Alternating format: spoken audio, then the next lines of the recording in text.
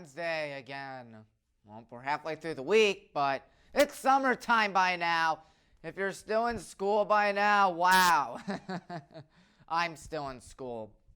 CCP, Principles of Social Media. Quite a fun class, actually. You do a bunch of, Slack discussions. And I'm halfway through it. And I got 9 out of 10 on my quiz I took earlier this morning. But you're not here to hear me about CCP and Principles of Social Media. You're here to hear about sports and see some sports. Like the Cleveland Indians, for example. Jose Ramirez, he's really cool. 269 batting average heading into yesterday. 16 home runs and 44 RBIs. And a 278 average for Ahmed Rosario, along with 7 swipes and a .722 OPS. And then there's a Rosario, 254 batting average, 303 on base percentage, 39 RBIs. Of course, you can see those outfielders out there. Looks like Ahmed, Eddie, and Jordan Luplow, but Jordan Luplow has been sent down lately. I cut him on my fantasy team. Shane Bieber has a .232 opponent average, 130 strikeouts, and a 3.28 ERA. Aaron Savali, 10-2 record, 1.06 whip, and 93 innings pitched. James Karinchak, 8 saves, .98 whip in 34 games. Pretty cool guy to have on your fantasy team, by the way. For series recaps, the Cleveland Indians recorded a sweep in 4 games, my friends. That's right, 4-0. Jose hit a home run in Game 3 because he is just that good. And then he got out of a rundown Game 3. We scored 5 runs in an inning in Game 3. I didn't write it down, fortunately. Well, Jose hit another home run in Game 4, along with Bobby Bradley, A. Rosario, and Yu Chang. It was indeed sweeping time here in Cleveland, a 4-game sweep. Gotta sweep. All these basics. I'm not good at that game. I collected 3 notebooks yesterday before Baldy caught me. All right, we lost the series to Pittsburgh, unfortunately, 2-1. Here we got swept, and it would have been sweeping time for Pittsburgh. We were down 11-1 in Game 1, and we almost came back. Cesar hit a grand slam in Game 1. Renee had a bases-clearing double in Game 1. And then Harold had 2 home runs in Game 2, which was all part of a losing effort, where Brian Shaw lost. Brian Shaw, of course, a pitcher who lost Game 7 of the World Series. And James Karinchak recorded the save in Game 3. But, of course, Brian Shaw, he's still a great pitcher. To me, Brian Shaw being criticized for losing, Game 7 of the World Series is like criticizing Fred Brown for passing it to James Worthy, mistaking him for his teammate. Or Jim Marshall running the wrong way. Makes no sense, because they're great players. Brian Shaw, of course, a great reliever, but you knew that by now. Indians at Chicago. It was not sweeping time for the Indians, as noted last night. The series was tied up 1 game apiece. Bobby solo bomb in Game 1 because Bobby Bradley is just that good. And Josh Naylor had a 2-run bomb in Game 1. Chris Bryant, unfortunately, had a home run in Game 2. 4 runs and 6 innings for the Cubs in Game 2. I don't like the Cubs. But yet again, nobody likes the Cubs. Unfortunately, Aaron Savali hit the injured list, I believe. Aaron Savali to be seen by hand specialists. Guess who has him on their fantasy team? Me. Sorry about that. Quite a shame of Aaron Savali. And, of course, I made some new requirements. I think I just added Alex Wood. Did I add Alex Wood? Well, Max Scherzer's back, and Max Scherzer got really mad at Joe Girardi, who got tossed from the game because Joe Girardi was definitely going bonkers out there. But, yeah, who else did I add? Did I add anyone? I don't know. But, yeah, fantasy baseball. I'm winning against my dad right now, 5-2. Cavs got the 3rd pick. 3rd pick in the draft lottery. Detroit has the 1st pick. Houston has the 2nd pick. I really wish we had the 1st pick to get Cade, but you know what? I'll take that 3rd pick every day in the world. So anyways, NBA playoffs, the Jazz fell to the Clippers. How about that? They fell to them in 6 games. Paul George, 37 points, 16 rebounds in Game 5. Jazz were up by 22 in Game 6. Terrence Mann, 39 points in Game 6. What? 39 points in Game 6. Tyronn Lue is the coach of the Clippers. As we all know, Tyronn Lue coached the Cavs, coming back from a 3-1 deficit to win Game 7. And, of course, last Saturday was the 5-year anniversary of the Cavs winning in what is indeed the greatest sports moment in the history of sports. It is way better than any other sports thing that happened. I had a Twitter poll, if I can pull it up. No pun intended, but I'll get to that later. That's against the Bucks. The Bucks won in a thrilling Game 7. That was one heck of a game. Chris Middleton had 38 points and 10 rebounds in Game 6. Giannis, 40 points and 13 rebounds in Game 7. And Kevin Durant, a really great baseball player, may I say, or basketball player. Oh my God, what am I saying? I'm just caught on the Indians and fantasy baseball. But Kevin Durant, 48 points and a game-tying shot in Game 7. That was absolutely crazy for the Brooklyn Nets. I couldn't believe it when I saw it. I really couldn't believe it. Nets only had 2 points in overtime, which I, for one, couldn't believe either. Yes, sir, definitely a crazy game. And, of course, it was the second greatest Game 7 to ever happen, as that shot didn't go in as a hit overtime. It was the second greatest Game 7 to ever happen on June 19th. We all know what was. Anyways, I found the poll on Twitter I made. Only 3 people voted, but a vast majority of them had it, as we're going to transition to the 76ers and the Hawks. Hawks won in another great 7-game set. The 76ers blew a 26-point lead in Game 5. Seth Curry and Tobias Harris kept Philly's hopes alive in Game 6. And then John Collins right there, 14 points, 16 rebounds in Game 7. A nice poster against Joel Embiid. And Doc Rivers choked again. God, Doc Rivers is not good at the playoffs. He's blown 3 3-1 leads, including last year at the Mickey Mouse tournament. Of course, losing here. And if not for 2008 when the Nets won in Kevin Garnett's anything is possible moment, he'd be the most overrated coach of all time. The process is dead. The process always has been dead. It always will be dead. The Sixers will never be good. But, yeah, they're not that good. They choke every year. Ever since Kawhi Leonard's buzzer being shot in Game 7, the Philadelphia 76ers have never been the same. The process is dead. Moment of silence for the process. Thank you. Very observed. We had to observe that. And we also have to observe what went down in the Western Conference Finals. That's right, from Patrick from SpongeBob. East? I thought you said West. West.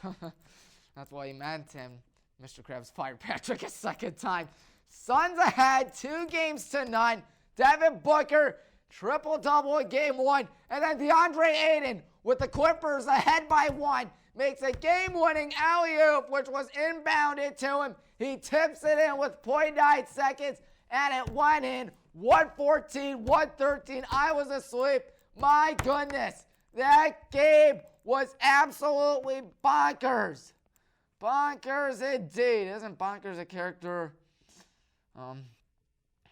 Yeah, Bonkers from Kirby. That's what it is. I was thinking about Bonkers from Smash DS. Smash Run.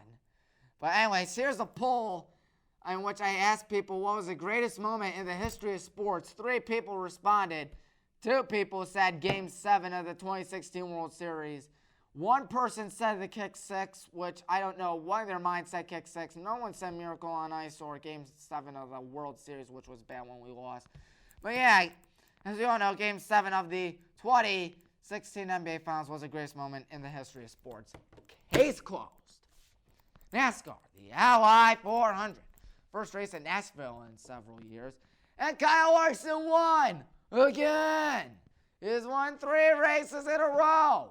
In fact, he's won 4 races in a row if you're counting the All-Star race. And before winning those 3 straight races, well, I'll tell you something, he's had 3 straight runner-up finishes. He has won 4 races this season. And to imagine where he was last year compared to now, what a turnaround for Kyle Larson. Absolutely crazy. What's also crazy is that Ross Chastain finished in second place. Of course, Kyle Larson took home stage 2. And Chase Elliott took home stage 1. And Ryan Blaney hit the wall on lap 55, which was bad. Bubba lost a tire. That's right, Bubba Wallace on lap 132. And then he hit the grass on lap 218. There's poor Bubba getting into an accident. Boy, oh boy, definitely an unlucky race for him. Cole Custer lost the tire on lap 173. Another dominant win for Kyle Larson, who went for 264 of the 300 laps. He is definitely a great driver. And according here, he is leading everyone in playoff points. And in 16th place is Austin Dillon, just ahead of the cutoff. Kurt Busch right there. And you look at everything. Weirdly enough, Denny Hamlin is winning in points despite no wins, like no playoff points. But my goodness, Kyle Larson would be 10 behind. But Kyle Larson leading. And not just that, but Kyle Larson has 4 wins. And the manufacturer, well, we see Chevrolet has the most points with 8 wins. Toyota has 5 wins, by the way. One of them being, of course, the great, who do you call it? Kyle Busch. And Hendrick Motorsports has been racking up the wins. Now they have a comfy edge over Richard Petty Motorsports. Like 3 wins, I want to say. What I do know is that Kyle Larson's just been on a tear. And guess what? We have back-to-back at Pocono again. And the pole winner is Kyle Larson. What? Kyle Larson. He's crazy. Madden NFL 22. Some trailer takeaways. That's right. Madden released its trailer. They dropped its trailer. Hype, hype, hype. I remember seeing that in a video a few years ago. As I mentioned it. Hype, excitement, fire, lit. You know, I'm trying to be all those cringy YouTubers and Twitter people. See all that cringe on your screen. Before the unexpected happens, change happens. How original. Wow, look at that. It's the giant American flag and flyovers. I remember in Man 13, they had that. Rich Eisen, you saw him a gun up to his head for cheesy lines. And new introductions, which they've said that so many times now. Gameplay, look at this gameplay. Tell me, does it look different compared to years past? Look how choppy and unrealistic it is. This looks like the same thing every year. More celebrity endorsements, which we'll unfortunately get to in a while. New fans, as you saw out there. But I'm pretty sure, no. I know for a fact there are your cringy celebrities out there, my friends. I know for a fact you won't be able to create a fan, even though you could create a fan in Madden 2005. You see, look at all those fans. They already showed that before. Oh, my goodness. I'm highly doubtful that the crowd's going to get to your head like they do in NCAA 2005. Of course, everything looks the same from years past. And according to the trailer, 19,000 dislikes, 11,000 likes. And look at this catch, which looks like catches from years past. Oh, my God. How have we never seen that? Look at that. End racism on their helmet. How would I ever know? Oh, my God. Racism has come to an end. Big round of applause. Seriously, racism is really bad. Do not be racist, please. That's absolutely awful, by the way. But end racism on their helmets. Oh, my goodness. Why can't you be like these people? Just have end racism. Like, end racism. And then, boom, you single-handedly end it. Once again, racism is awful. And please do not do it. It's really bad. What haven't you learned from over a year? And EA Sports obviously has good intentions towards it. I was just, obviously good intentions. Because ending racism is good. But it's also good improvements in the franchise mode. And when I mean improvements in the franchise mode, slightly different improvements. First of all, if you listen to this, Connor Dugan sounds so unenthusiastic. New RPG talent system for coach hiring, which I doubt is new. over 60 towns to choose from, and more coming with updates. Does not sound like microtransactions. Oh, heck no. And then scouting is also going to come from a live service update. Totally does not sound like microtransactions either. Whole new and much more in-depth scouting. I really hope so. Stat points are gained for playing, which is kind of cool, but I'm pretty sure you can add more points for paying. Weekly strategy is back, which reminds me a lot of Madden 2005 when they had weekly strategy and weekly game plan, which I hope it's similar to Madden 2005, but probably not. More cutscenes because, yeah, cutscenes. Look at those cringy cutscenes that make me mad. And new scenarios, which hopefully will be new. I mean, hopefully you can, see players, have something going on. And new franchise hub, which honestly looks very similar to years past. It really does, in my opinion. Well, man, it really stinks. Man, it really sucks. We're really expecting a good game out of VA Sports. Let's be honest with us, folks. Do we really expect a good game out of VA Sports? The gameplay shown is once again terrible. Franchise mode is going in the right direction, as noted, but it still is absolutely awful. Gameplay's awful. Presentation's awful. EA Sports is awful. And everything about this monstrosity is also awful. It sucks. It sucks. My goodness. Don't get your hopes up high, folks. Just the same copy and paste EA is really famous for. And while I like to see all this stuff being added towards Madden, I made a bunch of memes, by the way.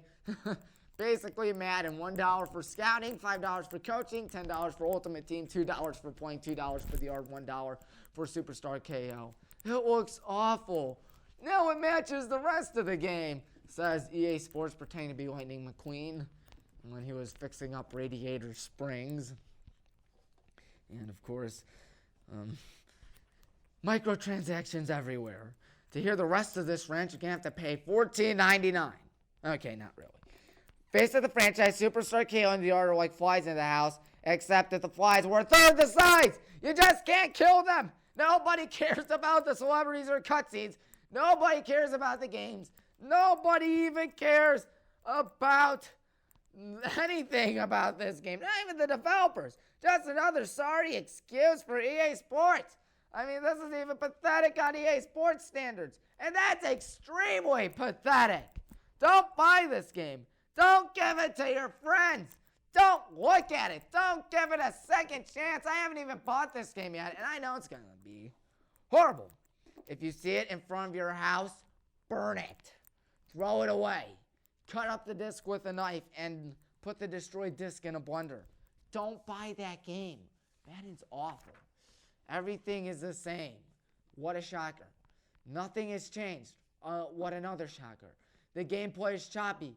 Wow, more shockers. Glitches will be there galore. Gameplay will never be the same because idiots buy it. Of course, there was that one last meme in which Stewie and Brian are destroying the copy of Madden, just like what they did with Peter's Bird is the Word record because he had been playing it so many times.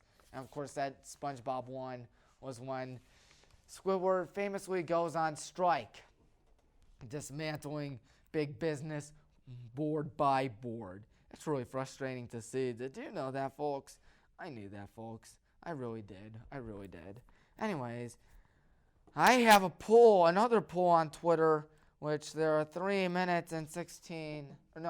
16 minutes away from. And my question is, what non-conference matchup are most people looking forward to? And according here, 2 people are saying Berea Mid-Park, 2 people are saying North Royalton, 3 people are saying Brunswick. How about that? I would vote Berea Mid-Park considering the fact that it's a home game. Of course, Madden, of course, is awful. And I didn't mean any harm to anyone during the rant. It's just that the game's awful and so easy to make fun of. So easy. So easy. Yeah, 7 votes. I'm probably going to set up another poll with the what do you call it? What is it again? Oh, yes. Home American Conference game and Road National Conference, Road American Conference game. Because we're 58 days away from high school football kicking back up again, and it's going to be so much fun. I love high school football. Do you love high school football? Do you love sports? Then you should watch more Tommy Maroon Sports Show. It's a cool idea. Goodbye, everyone.